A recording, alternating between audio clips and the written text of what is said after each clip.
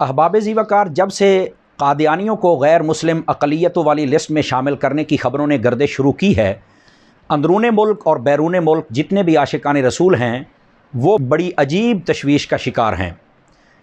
اللہ کرے یہ خبر جھوٹی ہی ہو، مگر یہاں پر میں نے مناسب خیال کیا کہ ناظرین کو ختم نبوت کی تعریف، اس کی اہمیت اور اس کے نہ ماننے کے نقصانات اور اس بات پر بھی تھوڑی سی روشنی ڈالوں جو یہ خبر ہے۔ ختم نبوت کی آسان تعریف یہ ہے کہ جس طرح ہمارے نبی صلی اللہ علیہ وسلم کو نبی ماننا فرض ہے، اسی طرح آخری نبی ماننا بھی فرض ہے، اور اسی طرح یہ ماننا بھی لازمی ہے کہ ہمارے نبی کے بعد قیامت آ سکتی ہے پر کوئی نیا نبی نہیں آ سکتا۔ اس کی اہمیت کا اندازہ آپ یہاں سے لگائیں کہ رب العالمین نے خود ارشاد فرما دیا وَلَٰكِن رسول اللہ و خاتم النبیین، کہ محمد عربی صلی اللہ علیہ وسلم یہ ہمارے رسول ہیں اور آخری نبی ہے، یعنی کارخانہ قدرت نے بھی اعلان کر دیا کہ اب نبوت کا دروازہ بند ہو گیا ہے۔ تو پھر سمجھیے اہمیت کیا ہے۔ نبی پاک علیہ السلام نے اپنے فرامین عالی شان کے اندر بہت زیادہ اس بات کو بیان فرمایا، تو ہمیں اہمیت سمجھنی چاہیے۔ صحابہ کرام علیہم رضوان نے اپنے عمل سے اس بات کو ثابت کیا۔ جتنی جنگیں ہوئیں اس کے اندر 260 کے قریب صحابہ کرام شہید ہوئے، اور جو ختم نبوت کی جنگ یمامہ تھی اس کے اندر 1200 صحابہ کرام شہید ہوئے۔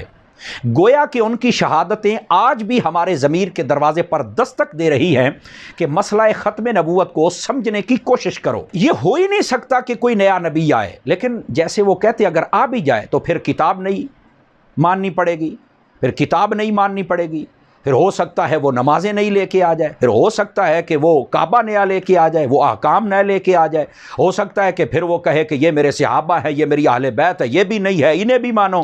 تو یہ تو ایک نئی بات شروع، یہ ہو ہی نہیں سکتا۔ لیکن اگر ہو تو خرابیاں یہ ہیں، بس ہمیں تاجدار مدینہ صلی اللہ علیہ وسلم کی تعلیمات بہت ہی پیاری لگتی ہیں، بہت ہی اچھی لگتی ہیں، انہی کے ساتھ ہی ہماری دنیا اور آخرت کامیاب بن سکتی ہے۔ انہی کے دامن کو تھام کے رکھیں گے تو اللہ تعالیٰ بھی راضی ہوگا، کسی اور چیز کی کوئی ضرورت نہیں ہے۔ جہاں تک اس خبر کی بات ہے تو ایک تو اس کا ٹائم غلط ہے۔ دیکھیں، ایک تو رمضان شریف کا مہینہ ہے، یہ توبہ استغفار اور عبادات کا مہینہ ہے۔ دوسری بات یہ ہے کہ کرونا جیسی وبا ہمارے سروں پر موت کے سائے منڈلا رہی ہے۔ اس وقت کے اندر اس کام کو چھیڑنے کی کیا ضرورت پیش آئی تھی؟ یہ طریقہ غلط ہے۔ طریقہ کیوں غلط ہے؟ اس میں دو پیچیدگیاں ہیں، ایک مذہبی پیچیدگی ہے اور ایک قانونی اور آئینی پیچیدگی ہے۔ مذہبی پیچیدگی یہ ہے کہ قرآن و حدیث نے تو انہیں پہلے ہی کافر کہہ دیا ہے، اب صرف انہوں نے ثبوت دینا ہے، کوئی ویڈیو بیان یا وہ اخباروں میں آ جائے یا وہ اپنے لیٹر پیڈ پر جاری کریں کہ ہم مانتے ہیں ابھی ہم کافر ہیں، تو پھر تو ٹھیک ہے۔ چونکہ اگر یہ ثبوت نہ ہوں تو لفظ اقلیت کا وہ فائدہ اٹھا سکتے ہیں کہ اقلیت تم نے ہمیں کہا ہے، اب ہمیں عبادت گاہیں بنانے دو، ہمیں ہمارے سارے حقوق دو، اور اگر ہم کہیں کہ تم کافر ہو تو وہ کہیں یہ تو تم نے شامل کیا، ہم تو مانتے ہی نہیں تھے، تو پھر تو یہ بڑا نقصان ہوگا۔ تو اس لیے اس شک کو پورا کرنا ضروری ہے۔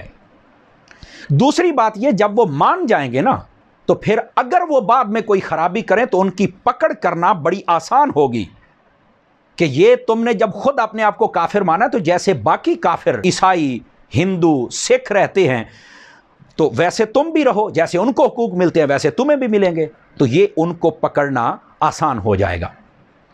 آئینی خرابی یہ ہے کہ وہ تو آئین پاکستان کو مانتے ہی نہیں، سب سے پہلے تو ان پر غداری کا مقدمہ چلنا چاہیے کہ تم تو آئین پاکستان کو مانتے ہی نہیں ہو، اور اگر وہ مان لیتے ہیں تو پھر آئین کے دائرے میں رہ کر ان کو سب کچھ دیا جائے، ان کو سر پر سوار نہ کیا جائے، ورنہ اس سے اللہ بھی ناراض ہوگا، اور جو اس کام میں ملوث ہوگا یقین فرمائیے عرش کا مالک بڑا غیرت مند ہے، وہ اپنے حبیب کے بارے میں کبھی بھی کسی کو معافی نہیں عطا فرمائے گا۔